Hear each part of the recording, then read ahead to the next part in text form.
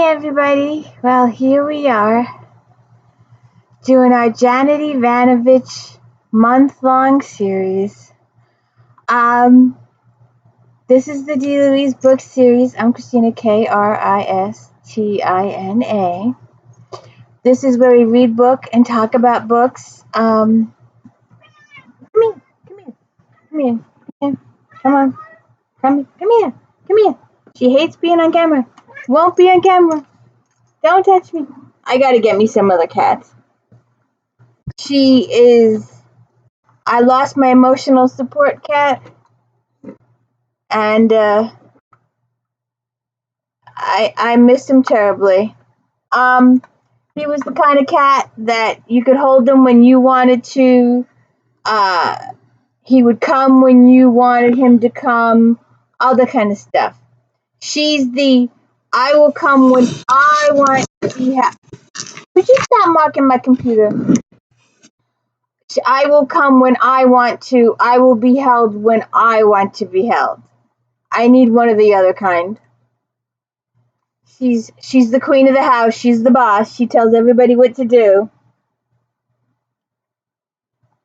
So I need a Christmas miracle. And obviously, we're not going to get there. I've been asking all month, and it's not going very well. Those of you who have subscribed, thank you very much. Most appreciative. But I need 900 more, and it doesn't look I'm going to get there anytime soon. Probably not in the next couple decades. There was some guy advertising online how to get 1 million viewers, subscribers in a week. And we're all sitting there going, yeah, Just because he had some magic formula doesn't mean all the rest of us do. Somebody said, yeah, like we could all be heart surgeons. Same diff. There's some people have it and some people don't. I don't have it. I'm just reading books and talking books. You're painting my caboose today. Yes, ma'am. Ha ha! Here we go. Yes, I know. You hate being on camera.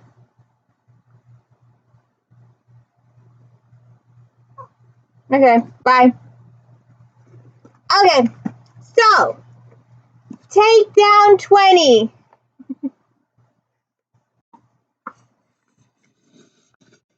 If you can do the audiobooks, do the audiobooks. You will laugh out loud, tears rolling, the whole 9 yards. Lorelei King is the best, and for J.D. Robb, Susan Erickson is the best. I can listen to these two ladies 24/7. In fact, I probably have. Don't hold me, but pet me. So they're staking out. They're looking for this guy, and Lula sees one of those selling out of your trunk sales, and this guy has this really hot purse she's looking at. She needs to accessorize, and a giraffe runs down the street. Now, I guess before we get all started on that, we gotta say that Stephanie Plum is a bounty hunter, and I'm gonna make you a part of my videos, I swear it. She goes off whenever I have a video. Can't tell time for beans, though. So Stephanie Plum is a bounty hunter. Lula is her partner. She compares herself to Lucy and Ethel, which is probable. Vinny is their boss. Connie is the office manager. We've got her mom and Grandma Mazur. Grandma is our comedy relief. Always getting into trouble. And I will forever and ever picture Grandma Mazur as Estelle Getty from The Golden Girls. She'll have to, the movie flopped because the casting was wrong. The book is excellent. The movie sucked because the casting was just all wrong. It just didn't work. So, we have Morell, her boyfriend, well, sort of boyfriend, or kind of sort of boyfriend. He's a cop. And I just was thinking about it. He rarely has time for her. Whenever she's in trouble, the first one on the scene is always Ranger. And he's special forces and security. And he's always first on scene. Morell is always second on scene. So I'm kind of thinking on this. So they're both her on again, off again, and she loves them both. She can't decide. So she'll probably stick with the both of them forever. We're working on 30 on 30, and Christmas Day we're gonna unpack Dirty 30. And we're working our way there. Here we are, Takedown 20. Like I said, we spend the whole book. Lula names the giraffe Kevin, and they keep looking for Kevin the whole book. So they see Kevin run down the street. They hear what sounds like a shot. They run down, turn the corner. No vehicle, no Kevin, but there's a dead guy in the street. He'd been shot with a tranquilizing dart that killed him.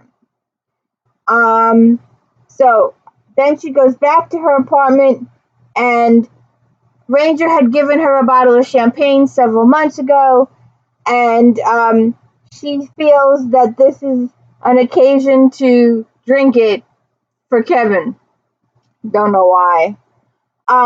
Ranger comes by, and she's a little lit, but he has business to attend to, and he tells her he's picking her up tomorrow at 7 and to wear a black dress. Doesn't give her any details or anything else, just tells her he's picking her up at 7 tomorrow. She knows better.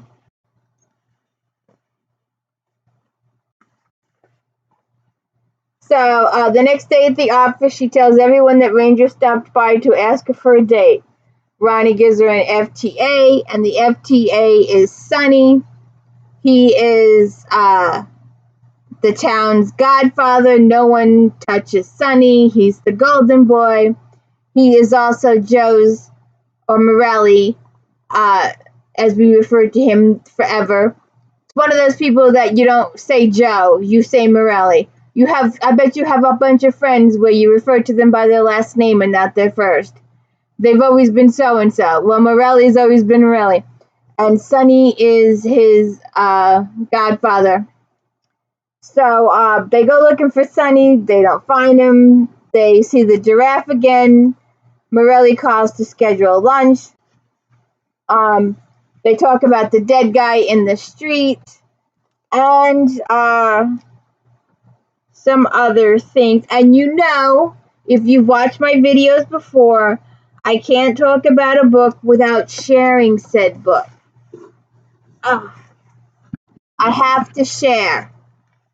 I like and enjoy these books, and I would like you to like and enjoy these books too. Sorry, it flew past me, but how many Escalades have a satellite dish on the roof? Was it a big dish like a news station? It was a small dish like for an idiot drug dealer or a tricked out rapper. Morelli took a bite of his sub, and some red sauce leaked out of his mouth and ran down his chin. You might want to cut back on those pills, I told him. He wiped up his napkin. Just in case you intend to spend the rest of your life with me, this is probably what I'm going to look like when I'm 90. Is that a proposal? No, I'm just saying.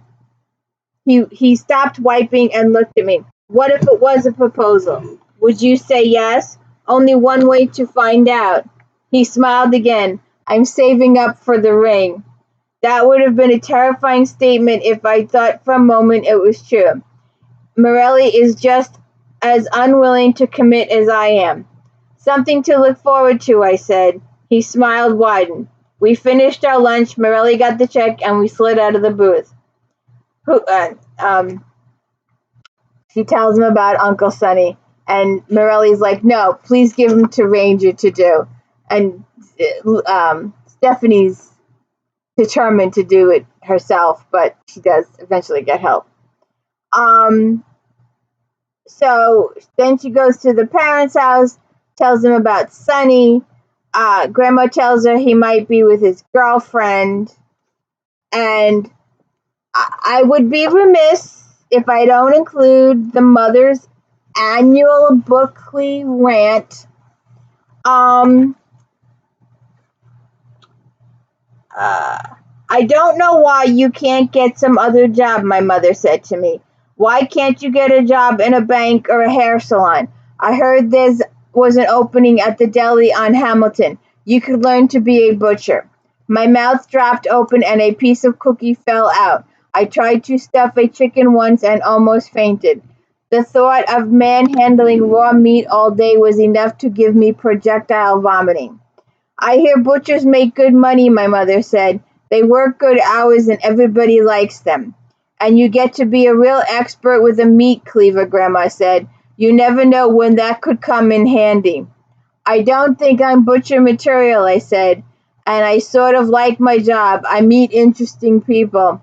You meet criminals, my mother said. And now you're going after the most popular man in the burg. Already I'm getting phone calls that you should leave Uncle Sunny alone. Everybody loves him. He don't usually kill people anymore, Grandma said. He's going on in years. He's got peeps who do that for him now. And they go on. Oh, so it's become tradition for her mother to rant on her. So then she hooks up with Lula, and they go looking for Sunny and the giraffe, and Rita, and nothing. They go back to the office. Grandma Bella comes in. She's very angry. Grandma Bella is Joe's grandmother, and she's everybody in the neighborhood is afraid of her. She's forever giving everybody the eye, meaning she's cursing them, giving them warts or other issues. Then Ranger comes and he says their date that he got told her to get all dressed up for. They were going to the viewing. In the burg, there are 4 social areas: the salon, the deli, the bakery, and the viewing. So he picks her up and they go to the viewing because they're hoping that they'll get some clues. Ranger's been hired to help out with these killings. There's been a killings of several women, elderly women, strangled with Venetian blind cords and left in dumpsters. So he's helping that. Morell is also working on that case, or his associate is anyway. So Ranger recruits Stephanie because she can get she can get information out of people that he can't. So he tells her in the past 18 months, 3 women have been robbed, strangled, and left in dumpsters. And if it's going to be a popular viewing, Grandma's gonna be there. So, in the past 18 months, 3 women have been found in dumpsters in Trenton. They were all robbed and strangled. They were all in their 70s. All lived alone in different parts of the city. So far, the police haven't identified any suspects. So, they go to the thing. They talk more about it. And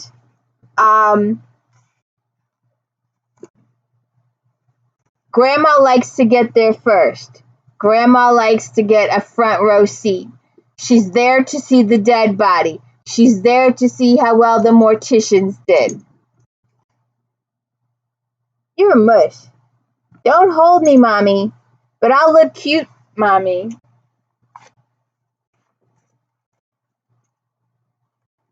Fine, leave.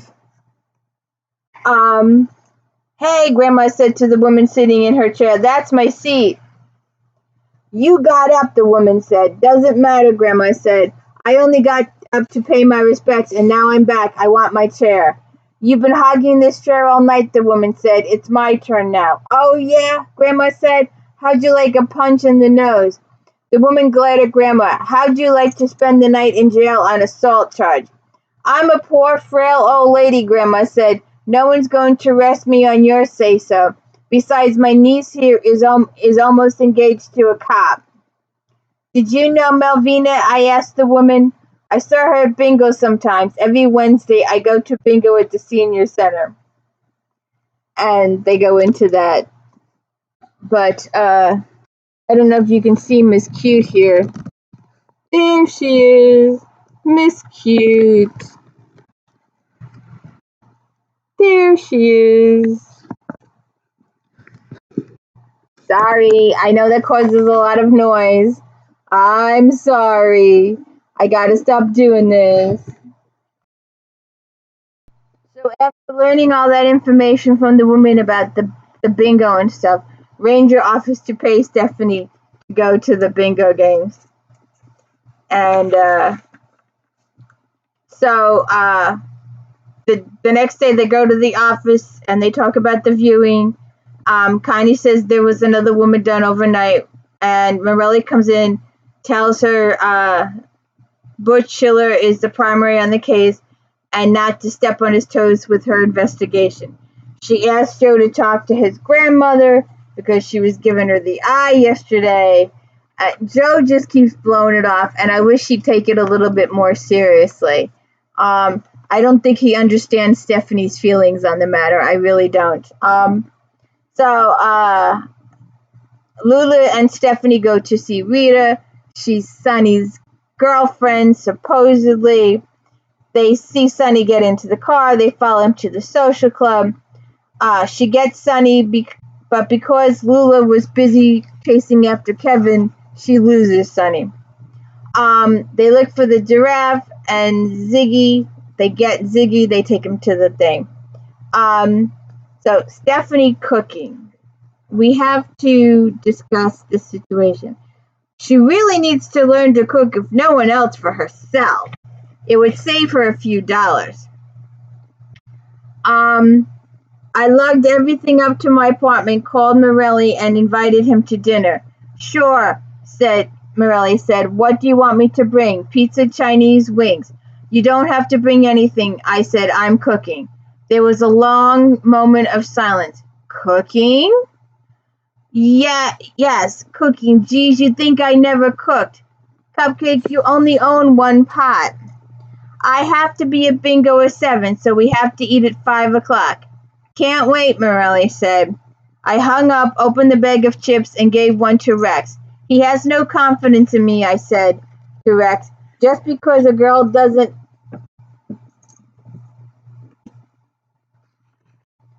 have a toaster meant she can't cook, right?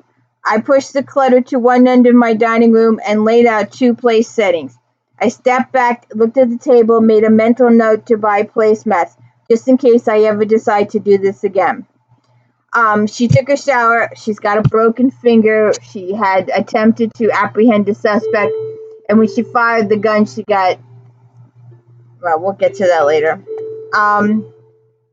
So it had been a long time since I used the oven, but I figured out how to turn it on, just like riding a bike. I thought, you never forget, call me Chef Stephanie. According to the box, the cutlets would take 15 minutes. No need to defrost the little suckers before cooking. So I had the oven going and meal all planned out. Now all I had to do was wait for Morell and hope he'd bring something to drink, since I ran out of money before I could get to the liquor store. He showed up precisely at 5 with his big shaggy dog Bob, who rushed in and galloped around my little apartment, returning to kitchen with his tongue hanging out. I gave him a bowl of water. He slopped it all over the floor, then flopped down in my living room to take a nap. Morell put a 6-pack of beer and a bottle of red wine on my kitchen counter. Pick your poison, he said. I'm going with the wine. It's more romantic. That sounds hopeful. Are we getting romantic? Maybe. Did you bring drugs? I held my finger up for him to take a look. Broken. Compound fracture, he asked. No. Hardly worth worrying about. It hurts! Morell grinned. Did you invite me over here to score drugs off me? Not originally. I thought I might want to be domestic, but now that you're here, I'm thinking drugs could be the way to go. Why do you want to be more domestic? I don't know. It just came over me. Is it that time of the month? No. Lucky me, Morell said. I checked out the wine screw cap, the greatest invention since fire. I poured out 2 glasses and toasted the screw cap. Not easy to do with 2 fingers together in a metal splint. I dumped the box of cutlets onto one of my new disposable boiler pans and shoved them into the hot oven. Easy peasy, I said to Morell. They'll be perfect in 15 minutes. The box wouldn't lie. I'm getting turned on by all this domesticity, Morell said. This wasn't an impressive admission. Morell got turned on by lint. I took the bag of vegetables out of the freezer and tossed them into the microwave. I figured I'd just cook the crap out of them until the chicken was done. I topped off my wine, and minutes later there was an explosion. She forgot to poke a hole in the vegetables in the microwave. Morell was on his back laughing. I think you exploded the vegetables. We got to our feet and looked in the massacre inside the microwave. It's like a crime scene. It's not funny. A tear leaked out of my eye. I'm a big stupid failure.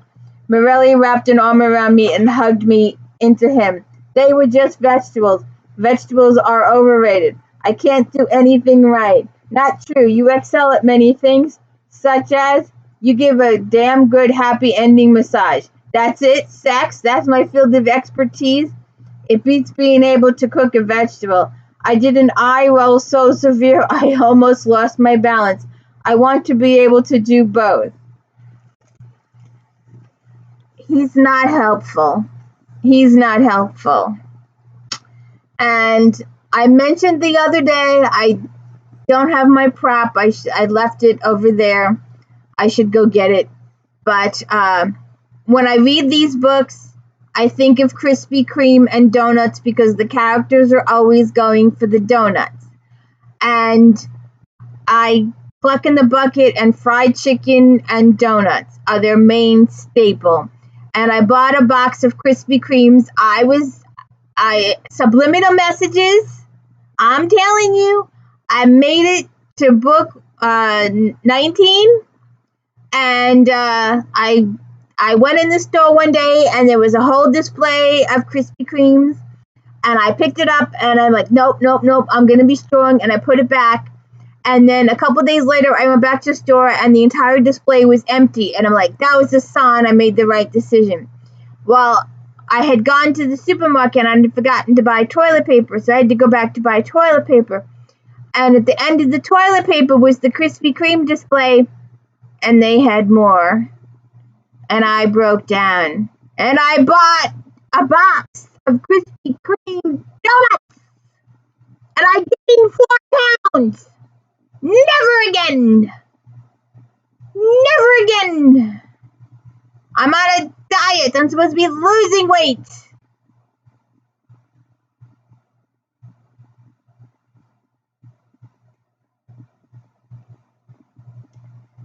Oh, well. I'm supposed to be losing weight. So, they talk about the murder case. Then she goes to bingo with Grandma. Lula gets into it with one of the other players, and everything goes to hell in a handbasket. Then they go looking for Sunny. Ranger comes over, and she tells him about the bingo, and they get close. And I'm telling you, I really don't think I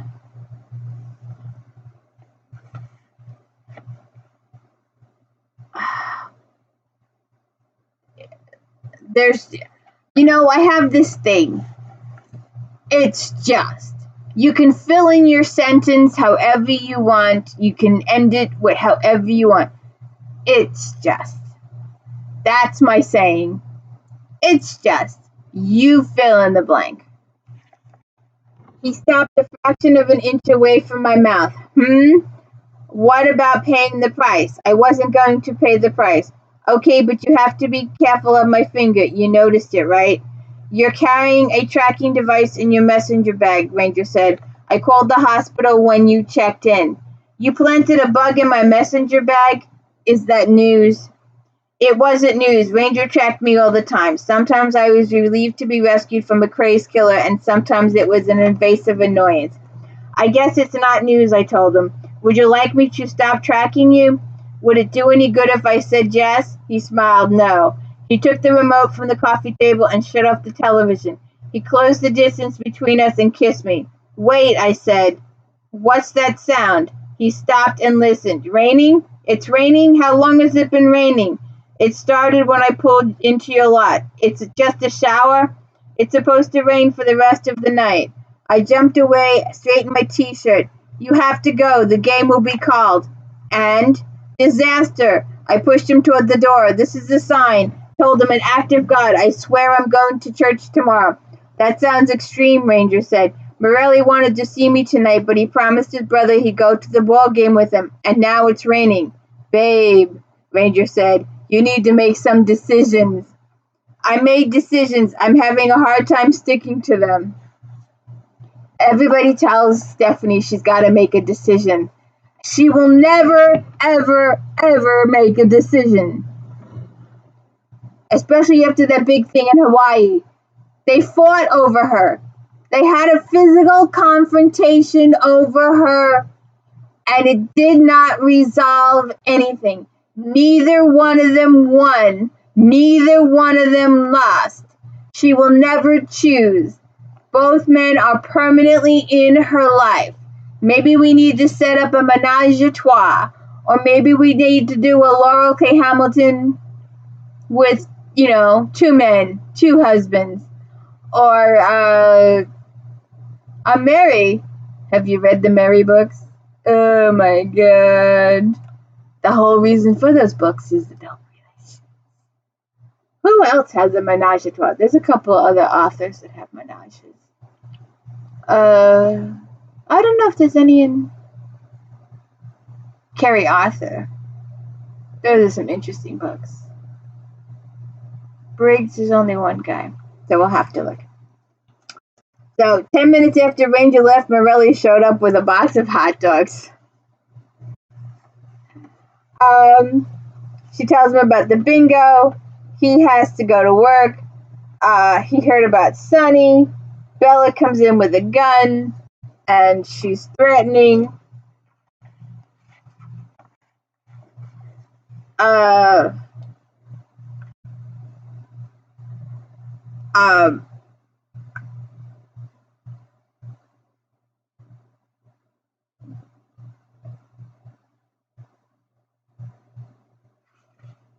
I forget what I was doing here, but she tries to explain to him that when they went to get Sunny, his girlfriend shot him in the ass by mistake, and no one believes it. Everybody believes that it was Stephanie.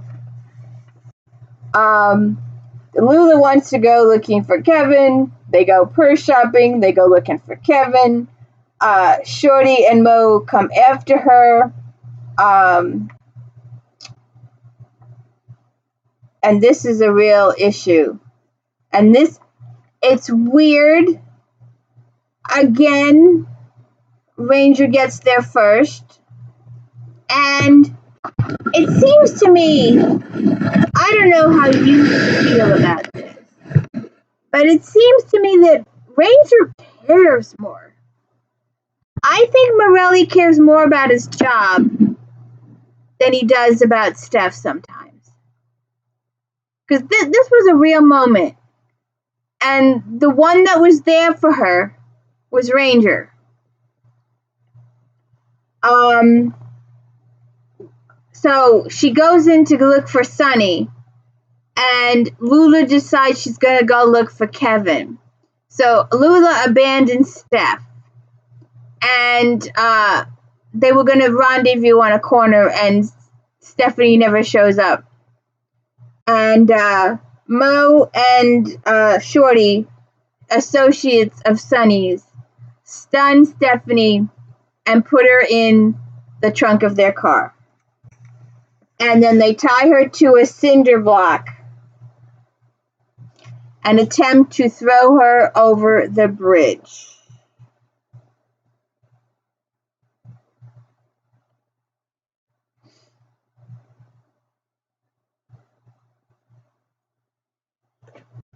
The guy from the SUV gave a grunt. All these people are driving by and they're watching this occur, and no one is stopping to help her, which New York, New Jersey is. No, help. You just can't help yourself, can you, Mo said to me. Always the pain in the ass. Help, I screamed. Somebody help me. Some cars slowed to look, but no one stopped. For Christ's sakes, the SUV guy said. Move her. I'm gonna pop a hemorrhoid holding his motherfucking cinder block. Mo had me by one arm and Shorty had me by the other. I was struggling against them, kicking out with foot not tied to the cinder block. I was losing ground. They got me to the guardrail, and I could see the Delaware River, dark and deep, swirling away from the bridge abutments. I was still screaming and kicking as I was lifted off my feet, and I felt the guardrail against my back. Shove her over, the SUV guy said. I'm trying. We should have tied her other foot. I connected with Shorty's crotch and heard him expel a woof of air. He released my arm and doubled over. The SUV guy dropped the cinder block and grabbed me. There was a lot of swearing and grunting and struggling, and I went over the side. I dropped about 10 feet, heard something go thunk, and I hung there, twirling around in the breeze. What the F, Mo said. The goddamn block is stuck, the SUV guy said. Are you shitting me? No. It got pulled into the guardrail when she went over, and it's caught there. I heard more grunting and swearing, and then a moment of silence. It's not coming loose, the SUV guy said. Cut the rope. I haven't got a knife, the SUV guy said. You got one? Isn't there one in the car? Why would we have a knife in the car? In case we want to cut salami? I don't use a knife. I'm a gun guy. Great. That fucking shoot the rope, Mo said. I heard someone leaning on a horn, swearing, and the sound of men running. There was shouting and car noise, but I couldn't hear and sort out any of it. I had my own problems. I was hanging upside down by one foot with heart racing and rope butting into my ankle. I tilted my head to look up at the bridge and saw a ranger straddling the guardrail. Try to stay still, he said to me. I'm going to pull you up, but you have to stop twirling. You're loosening the knot. I instantly froze, but I was still gently swaying, and I felt the knot slip. A heartbeat later, I was in a free fall. I caught a glimpse of Ranger flying off the bridge after me. I curled into a cannonball position and took a deep breath a split second before I hit the water. I plunged below the surface and came out of my fetal position disoriented. I felt myself being pushed up, and in the longest moment of my life, I struggled not to breathe and suck in river water. I surfaced, sputtering and grasping for air. I went under briefly and was pushed up again. I could feel Ranger against my back, his arms wrapped around me. Relax, he shouted. I'm going to float with the current and tow you in. I tried to tell him I could swim, but I was shaking and my teeth were chattering and I couldn't get my words formed. By the time we reached the bank, there were 4 arrangement guys in the water waiting to help us, and an EMS truck and police cars were idling a short distance away, lights flashing. I was pulled out of the water and wrapped in a blanket. Someone removed the cuffs. Ranger held me tight against him, his cheek against mine. You're okay, he said. You're safe. I nodded, unable to speak. He stepped back and looked at me. Anything broken? I shook my head. No. Do you need to get checked out by EMS? No. I need to take care of things. I'm going to have Tank take you home. You can talk to the police after you've had a shower and gotten dry clothes. It was Mo and Shorty. Damn, I can't stop shaking. Adrenaline burn off. It's normal. Why aren't you shaking? I'm not normal.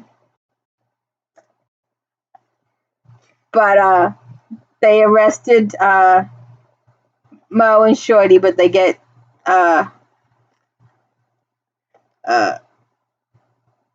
released on bond.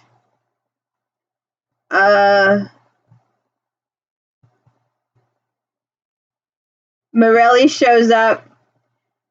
You're supposed to be here according to Ranger. I'm pounding on your door and you're not answering. I didn't hear you. I had the hairdryer going. I opened the door to Morell and he scooped me in his arms. You're crushing me, I said. I can't breathe. Do you have any idea what it's like to find out the woman you love has been thrown off a bridge? My heart stopped beating. Are you okay? Were you hurt?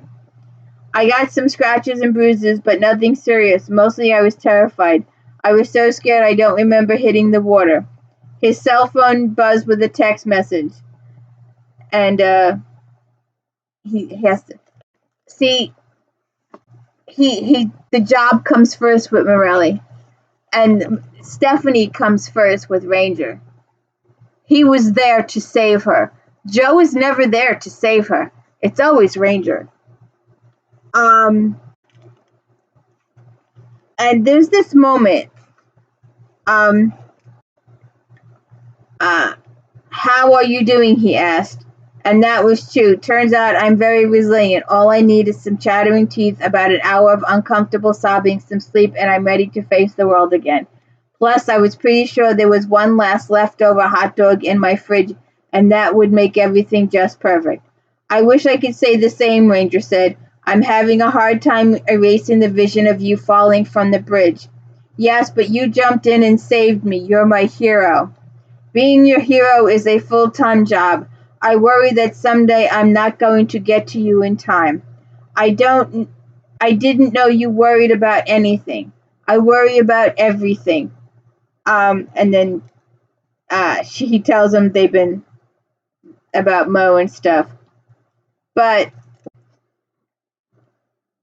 Ranger saved her, not Morelli. Morelli was over an hour overseen. That's one of my biggest points, is that Ranger is always there for her. When she needs someone, Ranger is there almost spontaneously most of the time. He helps her out more than Morelli does. And then we haven't heard from her mother yet, but she takes Grandma to bingo. And her grandmother spent the day at the beauty salon getting fixed for the bingo night. So she says, did you happen to hear anything about me this afternoon? Just how you got thrown off a bridge and Ranger jumped in to save you. Does Mom know? Yes, she ironed sheets for 3 hours, mumbling about how she wished you were more like your sister, with all the kids and a lawyer for a husband, and how she couldn't understand you not wanting to be a butcher. And then she had a couple nips of booze while she was making supper and some red wine when we sat down to eat, and she was pretty much in a nice stupor by the time I left.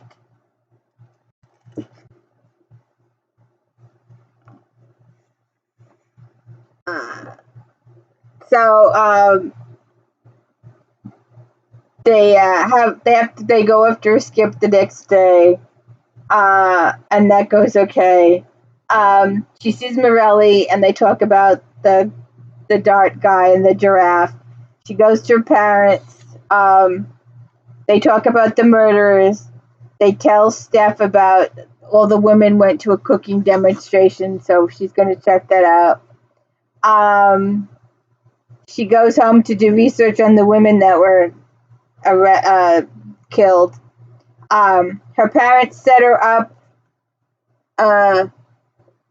Every once in a while, her parents invite someone to dinner that they want to set Steffi up with, and she keeps trying to tell them she's got Ranger and Joe, and they want to see her married. They want to see her with kids. They want to see her settling down. So then they set her up with Randy Berger, and he is the deli. And then she arranges time with Ranger to go try to do Sunny, and they are unsuccessful. And they have a few moments.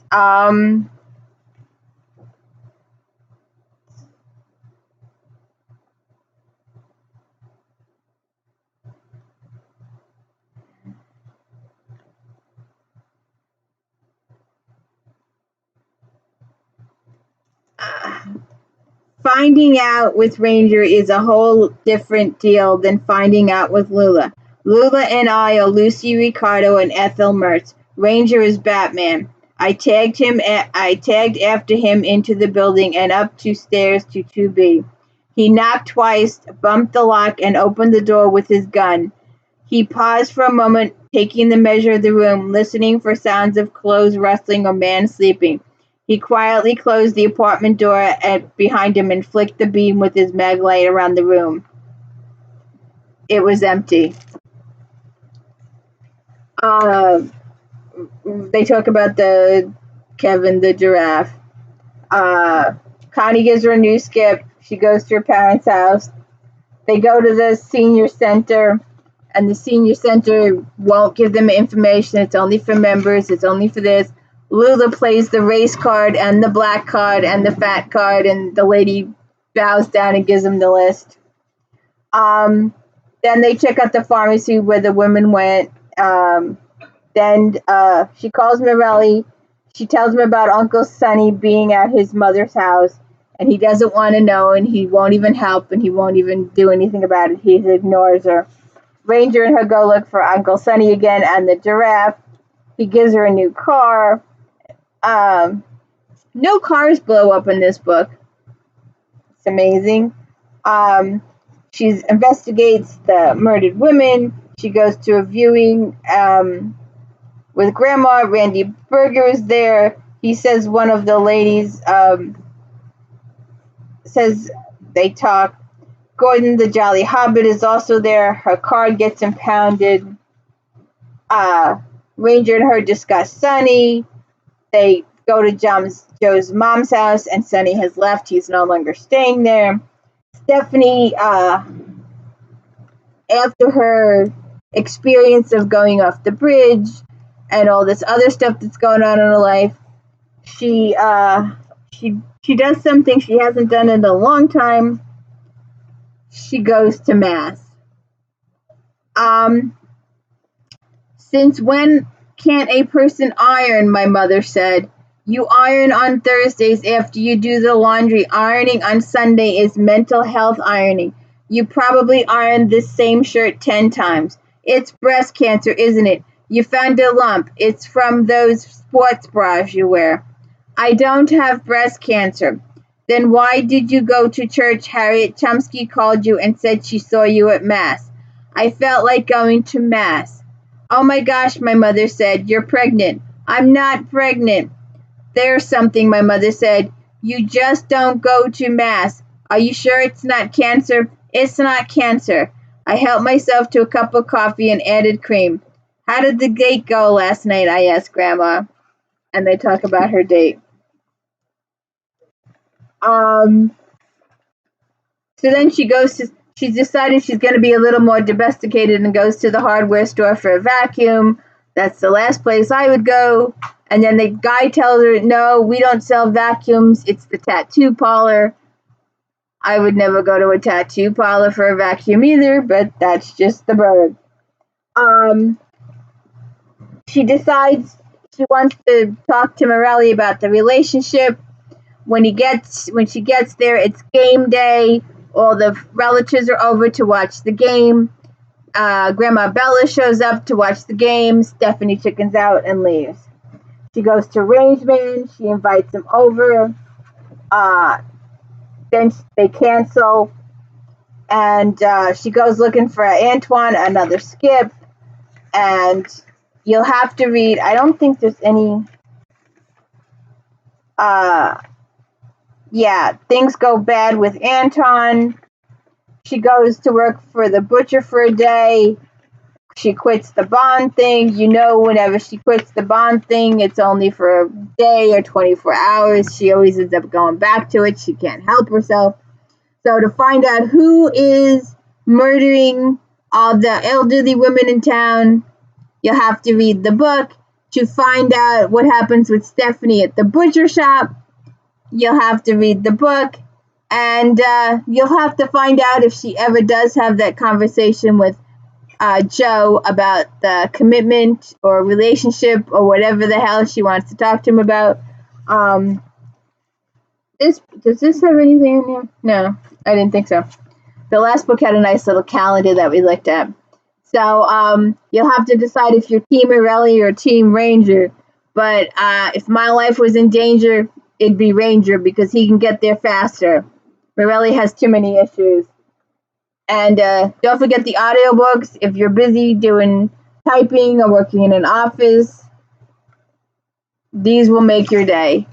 So have a good one and have a Merry Christmas. We're getting to that point.